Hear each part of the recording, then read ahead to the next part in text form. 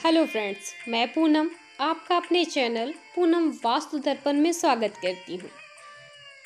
कलश स्थापना हो या फिर किसी का सम्मान करना हो या फिर भगवान का भोग लगाना हो, नारियल के बिना सारी विधियाँ पूरी नहीं होती। ऐसे में मान्यता है कि नारियल ईश्वर को अर्पित करने के बाद पुरुष ही इसे फोड़ते हैं।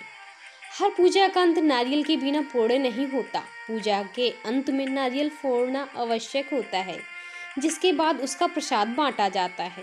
पर ऐसा क्यों कि महिलाएं नारियल को नहीं फोड़ सकती? तो आइए जानते हैं। दरअसल महिलाओं के नारियल न फोड़ने के पीछे एक प्राचीन कथा है। जब भगवान विष्णु पृथ्वी पर प्रकट हुए थे, तब स्वर्ग से वो अपने साथ 3 वस्तु भी ले आए थे, जिनमें से पहली माता लक्ष्मी थी और दूसरी कामधेनु गाय थी और तीसरी वस्तु जो थी वो था नारियल का वृक्ष। श्रीफल भगवान विष्णु और माता लक्ष्मी का प्रिय फल है। इसी कारण नारियल को श्रीफल के नाम से भी जाना जाता है।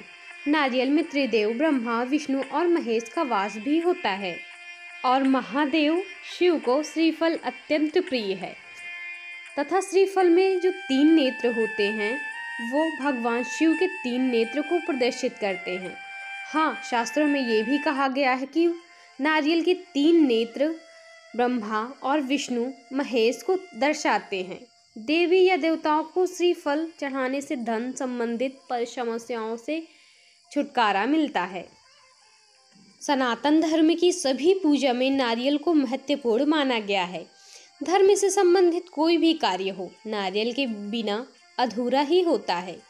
विशेष बात तो यह है कि स्त्रियों द्वारा नारियल को नहीं फोड़ा जाता, क्योंकि नारियल एक बीज रूप है जो केवल वनस्पति के उत्पादन या प्रजनन के कारण है। नारियल को प्रजनन क्षमता से जोड़ा जाता है। स्त्रियां बीज रूप से ही शिशु को जन्म देती हैं। इसी कारण स्त्रियों को बीज रूपी नारियल को नहीं फोड़ना चाहिए। ऐसा करना शास्त्र, वेद और पुराण में अशुभ माना गया है। देवी देवताओं की पूजा के साधना के बाद केवल पुरुष के द्वारा ही नारियल को फोड़ा जा सकता है और फोड़ा जाएगा तो उनके लिए शुभ होगा। नारियल को महिलाओं को कदापि नहीं फोड़ना चाहिए। हमारे हिंदू समाज में यह परंपरा युगों से अब तक चली आ रही है कि किसी भी शुभ कार्य हो या फिर अशुभ कार्य हो, रीति रिवाजों में फल वितरित किया जाता है। जब बेटी का विवाह सुनिश्चित हो जाए या फिर तिलक लगाने का कार्य हो तो श्रीफल को भेंट दिया जाता है। कन्या की विदाई के समय भी पिता अपनी पुत्री को धन के साथ श्रीफल देता है और अंतिम संस्कार के कार्यों में भी चिता के साथ नारियल जलाए जाते हैं।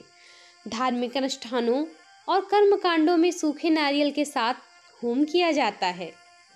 इसी के साथ साथ एक बात और, श्रीफल कैलोरी से भरपूर होता है तथा इसकी तासीर ठंडी होती है। श्रीफल में अनेक पोषक तत्व विद्यमान होते हैं। श्रीफल के वृक्ष के तनों से जो रस निकलता है उसे ही नीरा कहा जाता है और वह काफ़ी लज्जतदार पेय पदार्थ होता है। और ऐसी ही नई नई जानकारियों के लिए प्लीज़ मेरे चैनल को सब्सक्राइब कीजिए और वीडियो पसंद आया हो तो लाइक भी कीजिए, शेयर कीजिए। जय श्री राधे राधे।